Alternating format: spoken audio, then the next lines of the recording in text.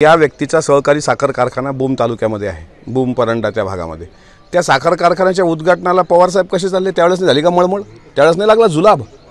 त्याच्यानंतर आता दादा आले होते त्यावेळेस त्यांचा सत्कार, कॅबिनेटमध्ये असताना अजितदादांकडून जास्तीत जास्त मतदारसंघामध्ये निधीची मागणी, म्हणजे काहीतरी बेताल बोलायचं। आणि मी कसा ग्रेट आहे आणि मग राष्ट्रवादीचे एवढीच जर त्यांची जळफळाट होत असेल राष्ट्रवादीसोबत राहून गबा ओकाऱ्या होत असतील तर ते एसटीतून उतरा ना, आमच्या मांडीवर कशाला बसलात। याबद्दल मुख्यमंत्रीच त्यांना समज देऊ शकतील। आरोग्य मंत्र्याला जर मळमळ होत असेल तर त्यांना इंजेक्शन दिलं पाहिजे। आणि मी तुम्हाला सांगतो ते इंजेक्शन देण्याचं धाडस नक्कीच मुख्यमंत्री महोदय करतील अशी मला अपेक्षा आहे।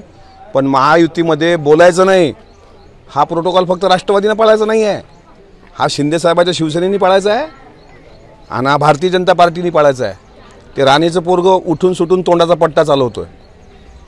आम्ही काय मेल्या मायाचं दूध नाही पेलो। आमच्या डोक्यात टोपी घालून आमचा धर्म काढणाऱ्यांनी यांचं थोबाड आवरणार आहात की नाही? त्यांचं थोबाड देवेंद्र फडणवीसांनी आवरावं, यांचं थोबाड शिंदे साहेबांनी आवरावं। म्हणजे राष्ट्रवादी काँग्रेस पक्ष हा स्वाभिमानी पक्ष आहे, लाचार पक्ष नाही।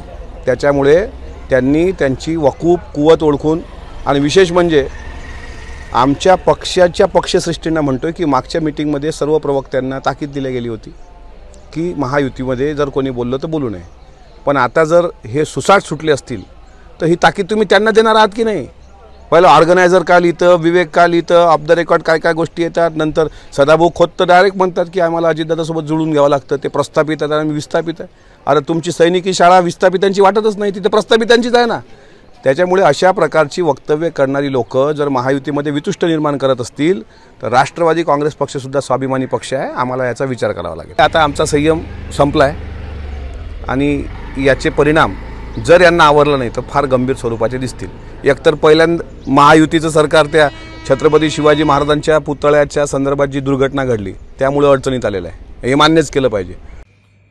राज्याचे आरोग्यमंत्री तानाजी सावंत यांनी पुन्हा एकदा वादग्रस्त वक्तव्य केलेलं आहे।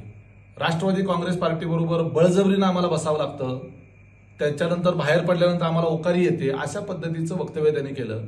खरं तर तानाजी सावंत यांचं असं वक्तव्य ऐकून घेण्याची आम्हाला अजिबात आवश्यकता नाही।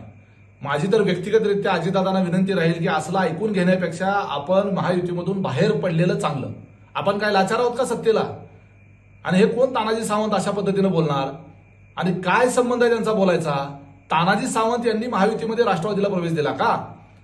जे सरकार जे आता आलेलं आहे, ज्यांच्या नेतृत्वामध्ये एकनाथजी शिंदेच्या नेतृत्वामध्ये जे राज्यातलं सरकार आहे, हे सरकार एकनाथ शिंदेंना मुख्यमंत्री केलं म्हणून तानाजी सावंत यांना मंत्री होता आलं। आणि त्या एकनाथ शिंदेंना मुख्यमंत्री कोणी केलं तर ते भारतीय जनता पार्टीच्या शीर्षस्थ नेत्यांनी ते केलं।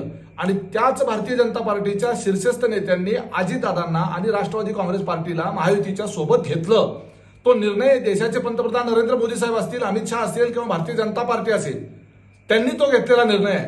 आणि त्यांनी हा निर्णय घेतल्यामुळं एकनाथजी शिंदे मुख्यमंत्री झाले, अजितदादा उपमुख्यमंत्री झाले आणि हे सरकार आलं म्हणून तानाजी सावंत हे मंत्री आहेत, ही लक्षात घेण्याची गोष्ट आहे। खरं तर तानाजी सावंत हे बहुजन समाजातले शैक्षणिक क्षेत्रामध्ये अतिशय उत्तुंग काम केलेलं एक व्यक्तिमत्व आहे।